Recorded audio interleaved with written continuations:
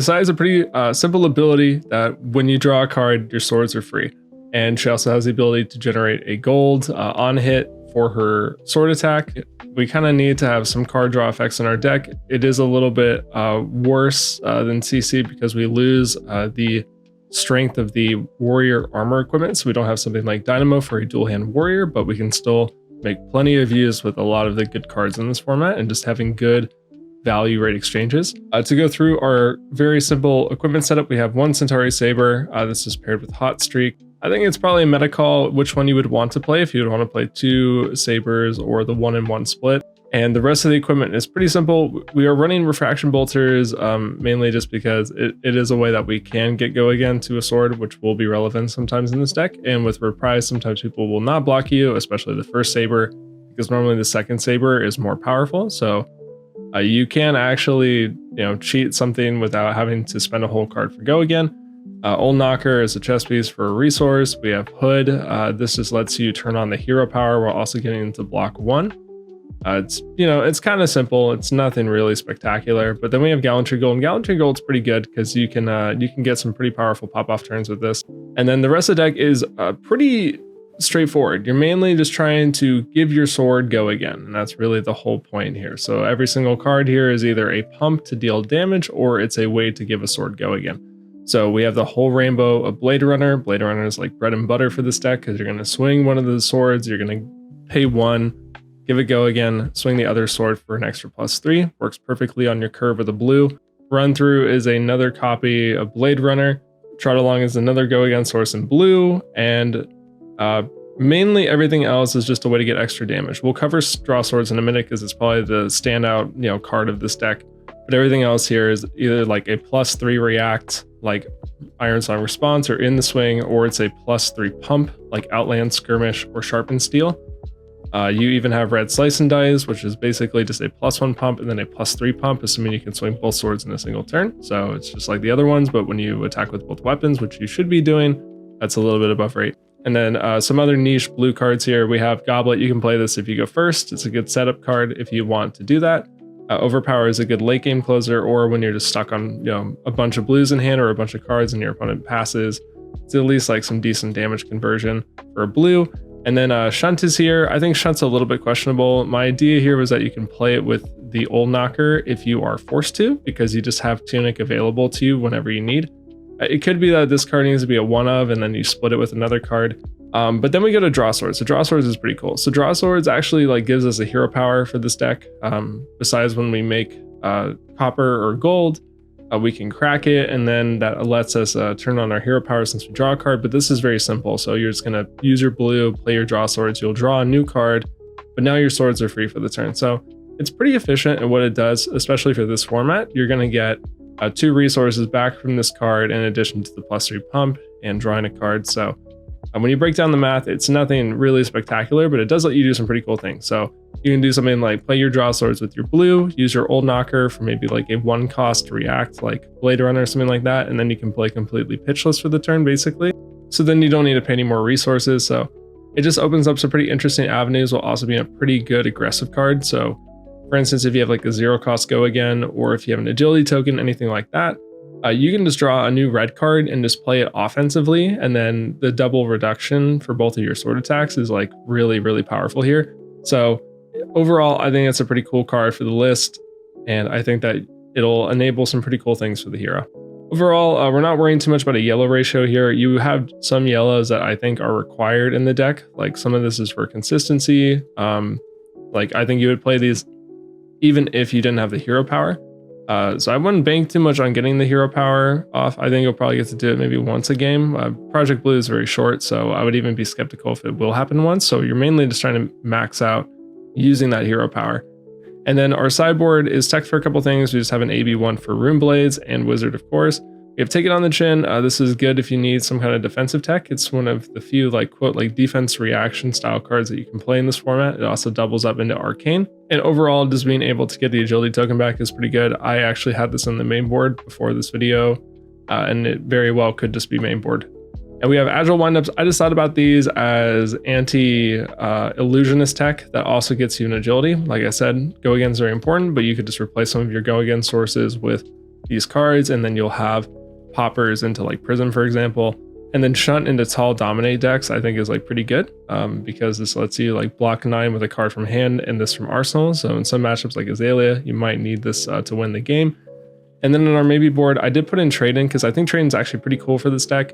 I just didn't have time to test this properly, so I wasn't exactly sure where to put it in the list, if it was worth the inclusion or not, but I just wanted to put that in there. So that's the overall list, and we'll jump into a game. That way you can see how I would play this deck. So we're playing into Fi here, and Fi, I think, should theoretically be a pretty decent matchup for us.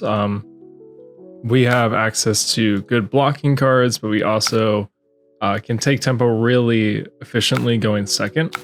I am a little bit worried about the Steel Blade Shunt in my hand, though. This is could potentially be a liability, depending on how wide that this turn goes. We, of course, can use the chest, but I would really prefer not to. So it looks like we get away with having a null block blue in hand. We're just going to hope that we draw into some go again, and then potentially some damage. This is pretty much everything that we want. The only issue is I kind of wish we had something like a Sharpened Steel in hand, because I think that would convert just a little bit more cleanly. But we're going to go ahead and send a Hot Streak. My opponent is probably not going to be blocking this, but we do have a Red Blade Runner, so we'll have an efficient 2-card line. Unfortunately, I do think we're going to end up IPing a whole card here. We could potentially use the headpiece if we played like a run through instead, but I kind of don't see a reason to be doing this. We're just going to go for our easy line here. It's nice that our opponent gives us armor on the Hot Streak. It means that if they want to block the cards on the Saber will be getting that +1 buff. All right, so this ain't no blocks, really nothing we can do here. We're just going to Arsenal. It really does not matter which one it is. So these are the identical cards. This hand is pretty solid, actually. This is a very good hand. Although my opponent's going to get a Wrath turn, but they had to pitch cards for it, so that's kind of awkward. It looks like they bricked. They maybe could have used the dagger, but yeah, in Project Blue, there's no way to recur it. So looking at this hand, the first thing that I want to block with here is a blue. We have a blue for our turn. Our turn is Slice and Dice, Saber, Blade Runner, Sword, right? Or vice versa. It doesn't really matter too much. Point is that our curve is completely already dictated. There's nothing that we really need to think about here. The only thing is if we want to block with the other run through. If we do block with the run through, we potentially stop extra damage. My opponent played Assault the Wound on turn 1, so there's a chance maybe they have another one in hand, but it looks like their arsenal was even bigger than that. But the point here is that we could stop damage, or we could guarantee that we're going to get like more consistency going into the next turn. So this could potentially be a lot of damage. I think we're going to start blocking with some equipment just to be safe. I don't want to take too much unpreventable damage from the Red Hot, so I do have to keep in mind there are cards like Snatch. If there is an emergency and we do need to do that, we will just give the chess piece and then our 3 block here, but the rest of the turn is just going to be a 1 more go again card plus using Old Knocker for the Red Hot. I think we'll be all right. Still a really powerful turn. We take 5 here. I think that it's probably going to be in our best interest just to preserve a little bit of life here. Our more efficient line, but we won't end with an arsenal, so we're at the mercy of our draw next turn, but I think that's okay. But my opponent has no more weapons, so that was a pretty explosive turn from them, but they probably can't replicate it. They will get Pouncing Paws plus Terran Shuko, so they will get a free 2 damage next turn. So we will send Hot Streak here. It's just strictly better to send. There are instances where your opponent will need to block an attack action card when they go too low on health, and then you don't even need to play a whole card to give it go again. You can just send 2 Sabers in the end game if they're something like Fi. Like this deck does not play non-attack actions, so I expect that when my opponent goes to 2 and they don't have armor anymore, that we don't even need to keep whole cards that give go again. We're just going to keep a blue and send 2 and 2 and rip 2 cards from them. But until that happens, we still need to find go again sources, but it's just always a little bit cleaner to open up with the Hot Streak just in case if they actually do need to block an attack action. They usually won't, but it will happen sometimes. And then the other thing here is that you normally want to save your Saber Swing for when you want to activate Kassai, because Kassai is going to make it a little bit more tricky. So here we can actually activate her now. And this is going to be coming in for +2, +3. So it's going to come in for a lot. I think it's probably going to trigger to have us get a gold, which is pretty cool. It gives us some good play lines in the future. We have a shunt and we have draw swords. I think that we're probably just going to try to keep this is a 2-card hand, and then if my opponent doesn't block, then we'll be able to use bolters for the go again. It's a little bit awkward. If my opponent does stuff it out, I think we'll be a little bit behind, but you know, things could be worse. I'm gonna start by blocking potentially 3 here. I need to think about what else could happen. If their turn ender is snatched, then we need to save 1 card. So I'm just gonna eat 4 here. We go to 8. It's pretty likely that my opponent actually probably is gonna pressure lethal this turn, and we maybe actually have to block out with the majority of our hand.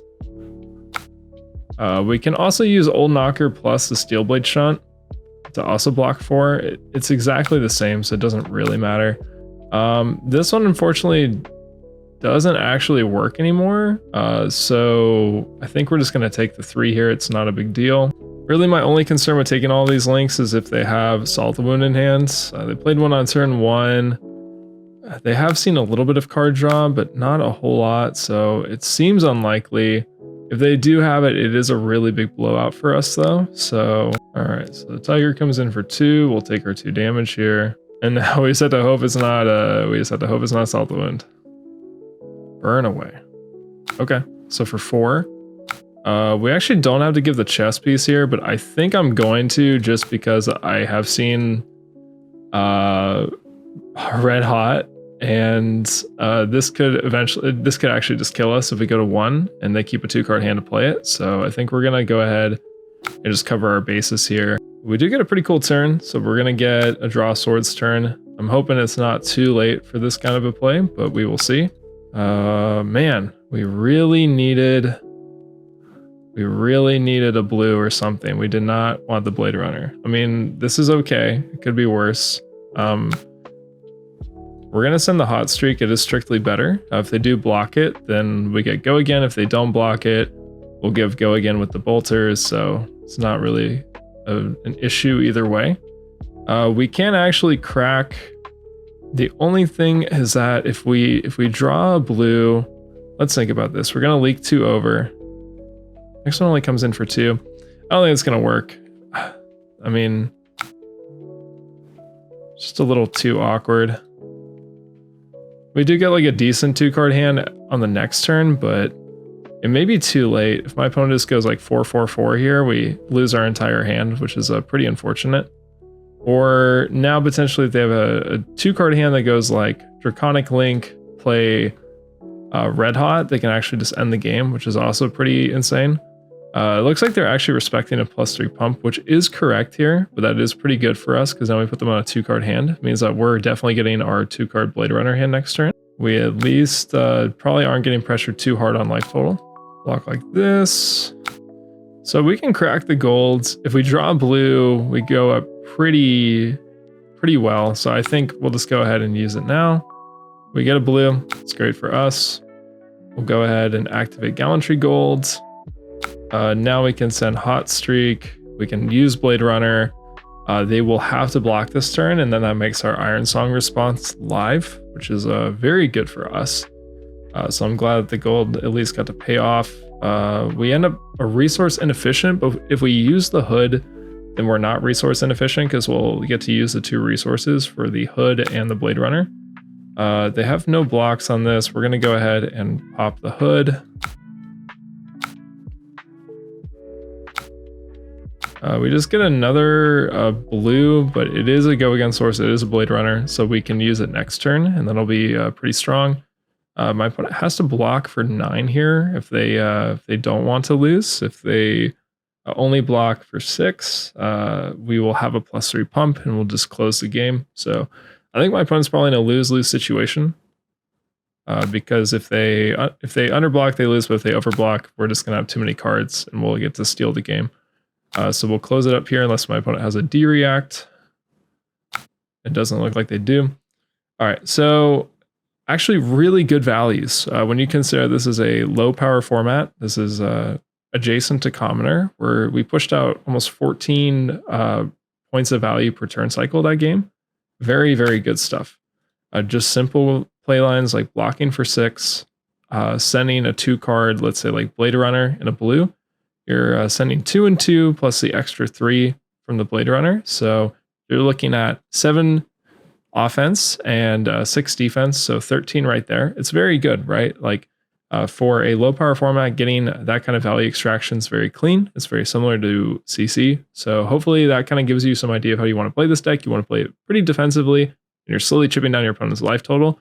And then the end game with your combat tricks, you can usually close out the game. Especially since there are no D-reacts in this format, it makes it very difficult for your opponent to like climb out of these end game situations. But until next time, thank you for watching.